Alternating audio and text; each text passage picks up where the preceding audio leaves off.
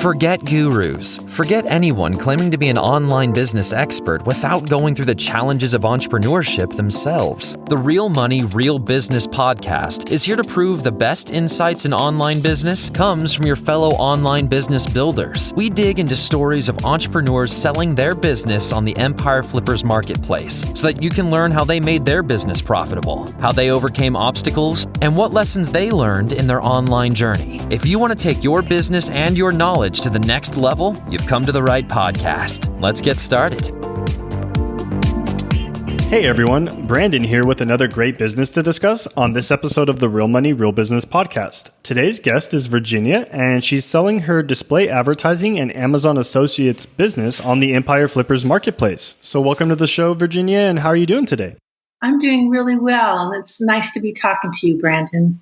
Yeah, it's really nice to have you on the call, and I'm excited to talk to you about this business you've created as well. But before we get into the details of the business, first let's give a general overview of it. So it is a display advertising and Amazon Associates business in the food and beverages niche.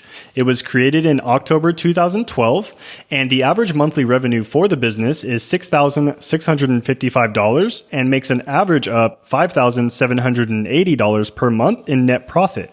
For everyone listening, you can visit empireflippers.com/marketplace and search for listing 52931 to learn more about the business, or you can unlock this listing to start your due diligence if you're interested in purchasing this asset. Now that I've given a general overview of the business, what's included in the sale is the domain and all site content and files, an email list with 13,126 subscribers stored in Flowdesk, and social media accounts for Facebook, Pinterest, Instagram, and Twitter. So, Virginia, can you tell us a little bit about your background in building and running online businesses? Yes, I really only have the one, the food blog. That is my full concentration. And I started a little over 8 years ago. I love to cook, read, and photograph. So I thought, oh, perfect. So I started a food blog and have been going full speed ever since and enjoying my time. And I have hundreds of recipes on the blog now.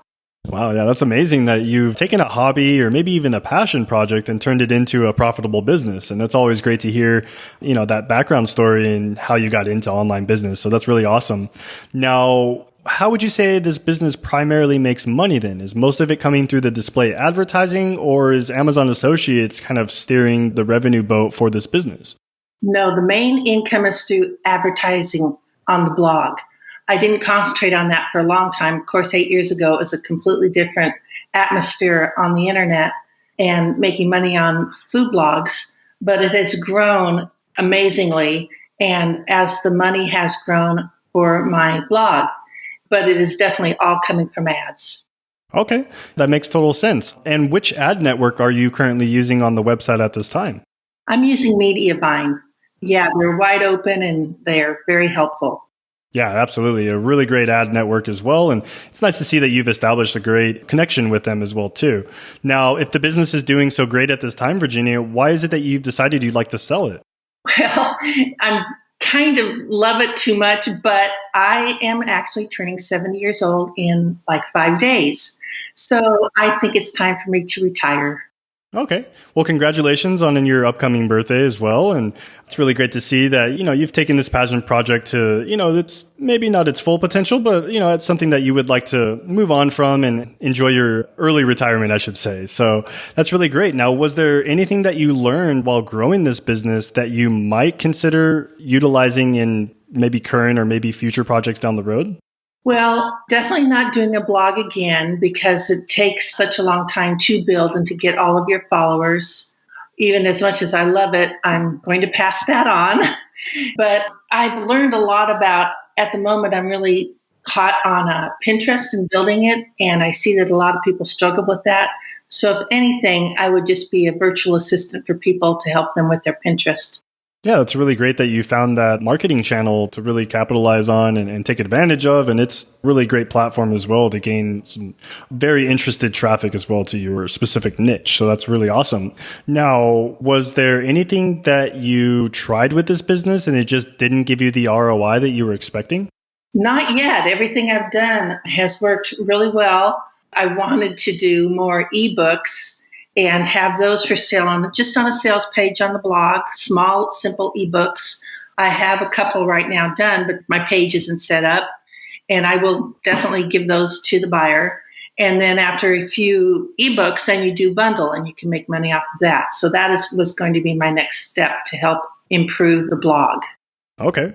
Wow, it's really great that you already have that roadmap established for a potential buyer. And I'm sure our potential listeners and buyers out there that are looking at this listing can also see the value in that roadmap you've already established for them. And we'll get a little bit deeper into some of the ways that you would try and grow the business and a few questions later. But first, what is your primary source of traffic? Is most of the traffic to the site coming through organic search, or are you happen to be generating more social media traffic? What's the current breakdown for your traffic strategy? My major traffic strategy, it is organic, and I want to continue to grow that. And it won't be hard with the amount of backlinks that I have to grow it. I just have to update my older content from 6 years ago to be more search engine optimized. But very close is my social media. And like I already mentioned, Pinterest, I've been improving that so well, but it's still behind organic. So I like where it is right now. Okay. Yeah, that's really great to see that you've already established a few of the marketing channels with organic search, and maybe a potential buyer that might have a little bit more experience with growing other marketing channels could also come in and optimize the business to its full potential. So that's really awesome to see. Are you doing any other types of marketing with the business as far as utilizing the email list to gain more traffic, or maybe even offer some promotions in that sense? I do definitely keep on my email list. It's more people are joining every day. I put on 2 new posts every week, and that is sent out to the email subscribers. So I get a lot of traffic on Saturdays and Sundays. Those are my hottest days. And then I do a newsletter that goes out every Wednesday, and that also keeps them happy to get a little bit of a exciting newsletter in the middle of the week, and that always generates more traffic. Yeah, it's awesome that you already have this foundation and a system in place, and knowing, when the right time to send out your marketing emails is. And I'm sure a potential buyer can also see the value in the foundation you've created there. Now, hypothetically speaking, Virginia, if you were to keep this business, what are some of the ways that you would personally try and grow it? I would keep doing what I'm doing with the Pinterest, but as far as my blog goes, I would continue just as I am. I would do the 2 new recipes a week in the newsletter, and I would continue to go back and refurbish my older posts that are not quite yet SEO optimized, which would be adding more valuable information. And I'm actually very close, but adding more valuable information and taking new photographs for process shots and just updating the overall post of the old ones. Yeah, that's a great strategy as well from an SEO perspective, updating existing articles and publishing new articles and recipes twice a week. That's quite the heavy workload. Can you walk us through what are some of the typical tasks or maybe even the operations you're doing on a weekly basis for this business at this time? Yes, I sure can. In fact, the last year, I've handed off a lot of the work, and I have found a wonderful ghostwriter who talks very much like me and knows about cooking. So I give her recipes that I'm going to be putting on and give her some keywords that I'd like to point to. And she writes nice articles for me. So I use those. And then when I put them on the WordPress, I make sure they're going into the right order with the right headlines and the bullets, and slip the pictures in where they belong. And I've also hired someone. I have about 3 people, but one main person who also recooks my old recipes for me with the process shots. So I just have to do the final editing on them. So I found a couple of really good helpers in a lot of the extra load at very reasonable prices. Wow, that's amazing that you already have sort of a team in place that's helping you grow the business. Will this team and maybe even the contacts for these ghostwriters and other people helping you be transferred over into the ownership of the business?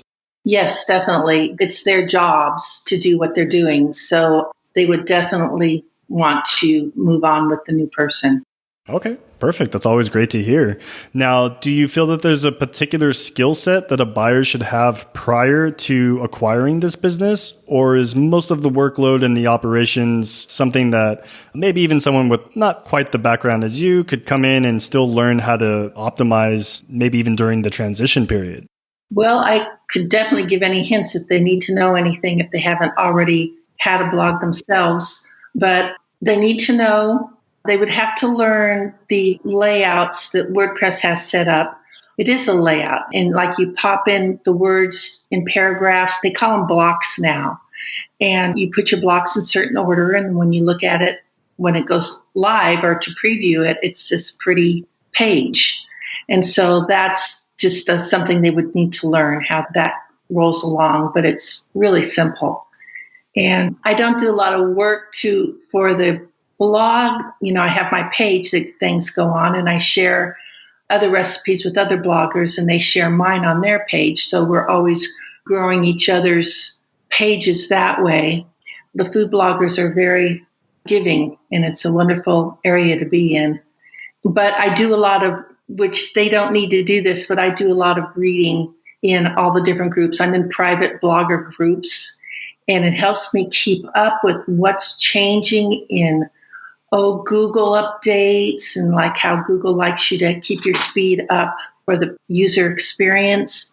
And like I said, the WordPress themes, people talk about that and what works the best for them. So I do read in these Facebook groups to help me keep up with the times.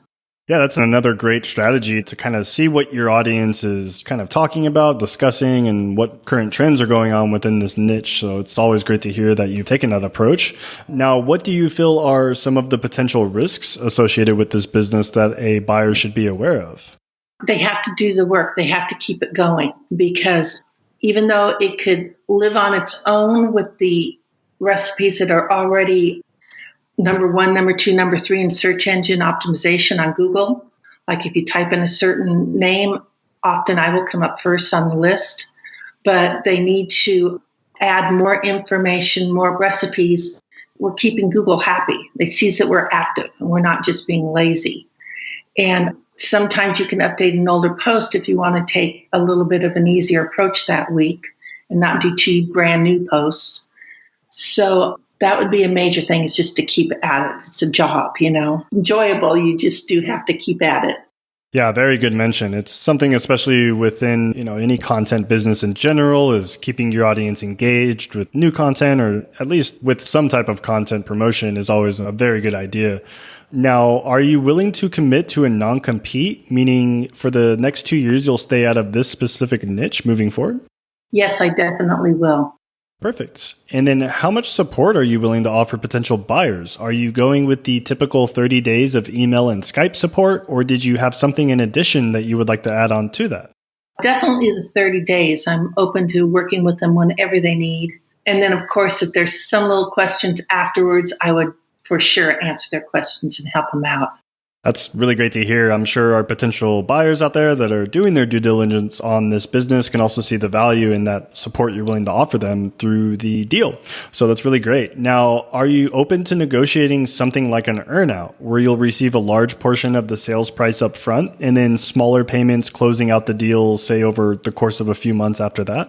Well, I could be open. I would like to do an all cash because, like I said, I'm retiring. I'm 70, and I'd like to just sell out the blog.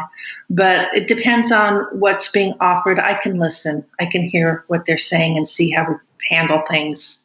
Yeah, that's completely understandable. And I'm sure our potential buyers out there that can also see the value in what you're wanting to achieve with this deal as well, too. So that's really great.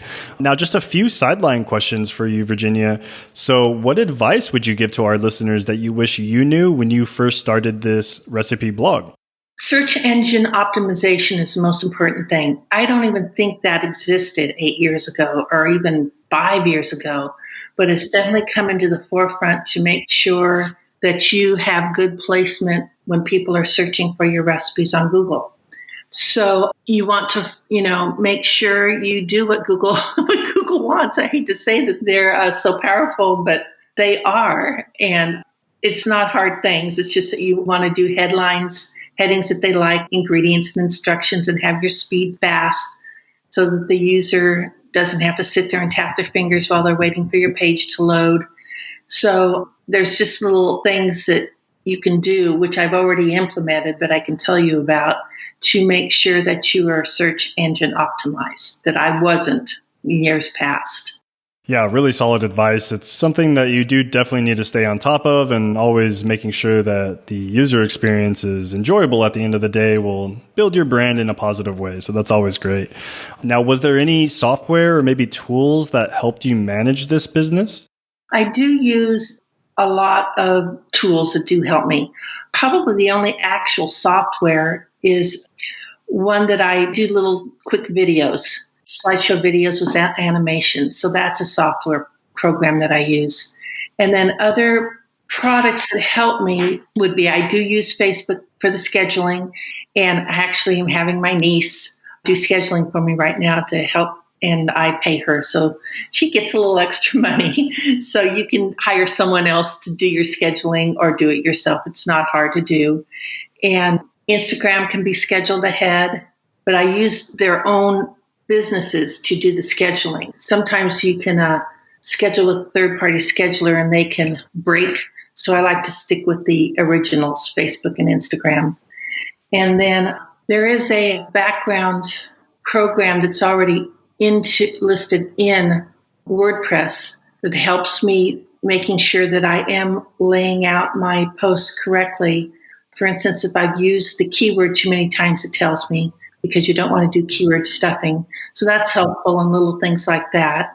And then I do have my email company, and that holds all my people and automatically sends the emails out to them.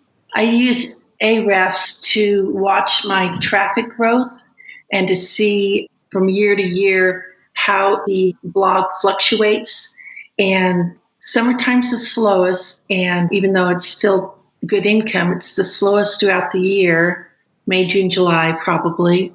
And then the powerful months are October, November, December, because of all the holidays and the cooking, and the money traffic really goes high during those months. So I make sure I'm always a little bit higher every year on that traffic, and in the same height of low and highs.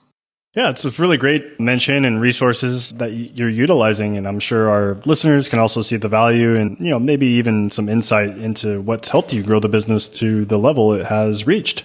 Now, just final question for you, wrapping this up, Virginia. Putting yourself in the shoes of a buyer, why do you think that your business is worth buying? Well, it's got so much for potential for growth. It's just begging to be taken care of. It's had so much building throughout the years. And I can even see with what's on the blog already that how much can be improved by the recipes, and the traffic can just steadily grow for as long as you want. Yeah, that's really great to see that you've already built that and established the foundation needed to ultimately push this business to its full potential. And I'm sure our listeners and buyers out there can also see the value in the foundation you've created for them as well, too. So that pretty much wraps up this call, Virginia. Was there anything else that you'd like to add that I might have missed? No, not at all. I think you hit all the points. Perfect. Well, thanks again for jumping on the call and telling us a little bit about your background, your story, and how you've created this amazing business. And I'm sure we'll be seeing it getting sold here in the near future. Yes, that's just great. Thank you so much for everything. Awesome. Thank you so much, Virginia. And all right, everyone, thanks for listening. To learn more and to see if this listing has already been sold, head to empireflippers.com/marketplace and search for listing number 52931. If you're watching this on YouTube, click the link in the description to go straight to the listing. And once you've unlocked this listing, you'll be given everything you need to know about this business. So until next time, enjoy your digital journey.